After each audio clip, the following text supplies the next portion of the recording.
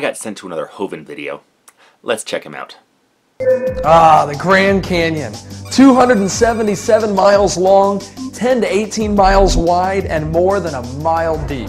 That's impressive. Yes, the Grand Canyon is an impressive geological... Really? Ugh. Oh well, if you want something done right, you gotta do it yourself. Maybe tomorrow I wanna settle down. Until tomorrow I'll just keep moving on down this road that never seems to end. When new adventure lies just around the bend.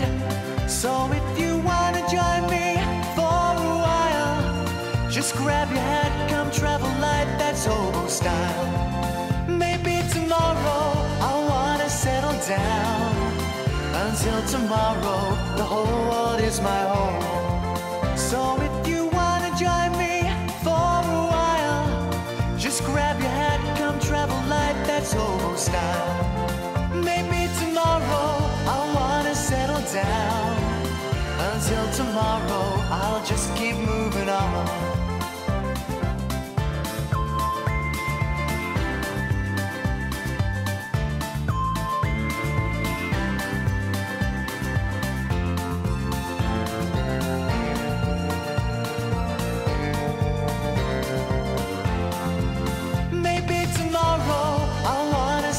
Down. Until tomorrow, I'll just keep moving on. Alright, where were we? Alright, the Grand Canyon is an impressive geological Son of a bitch! Let's do this again.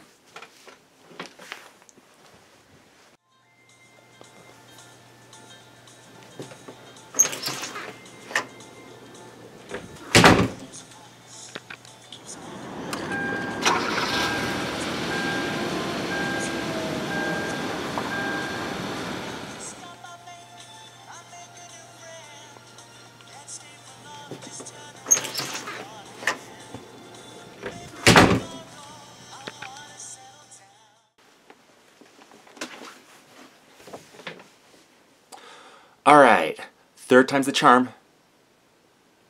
Good. Let's do this. In the bottom is the Colorado River. You know, some scientists suggest the Colorado River formed the Grand Canyon over millions of years. Yes, those scientists are called geologists. They're the ones that study how the Earth formed and changed over time.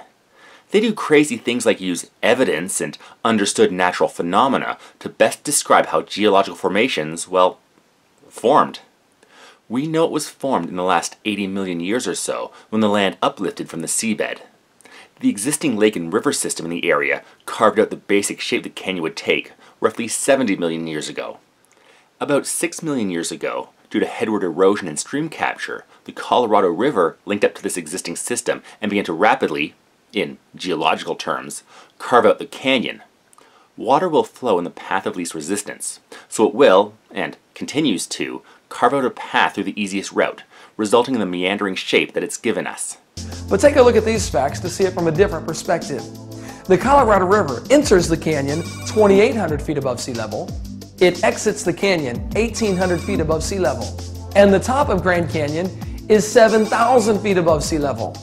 So you tell me, did the river flow uphill for millions of years to carve out the Grand Canyon? A bit of understanding of the Earth will clear that up for you.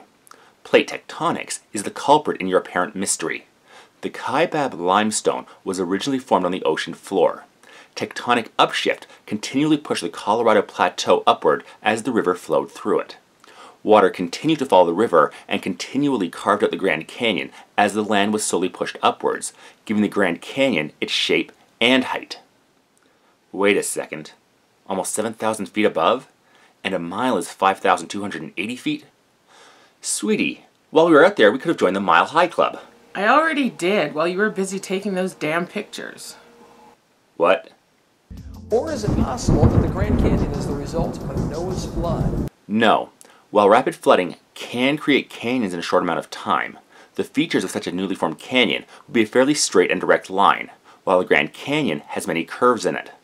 A global flood, like the one described in Genesis, works out to be about 4.5 billion cubic kilometers of water. This would mean there would be so much water in such little time. If it was to cut out a canyon, it would pretty much be as straight as Mr. Hovind claims everybody should be. As mentioned, the Grand Canyon was carved out by the Colorado River over a much longer time with much less water, and this is demonstrated by the curves the river and canyon takes. As I said before, water goes in the path of least resistance and will flow around obstacles if that requires less energy compared to flowing over them. A global flood would have such energy that it would not need to flow around anything, but rather would cut directly through.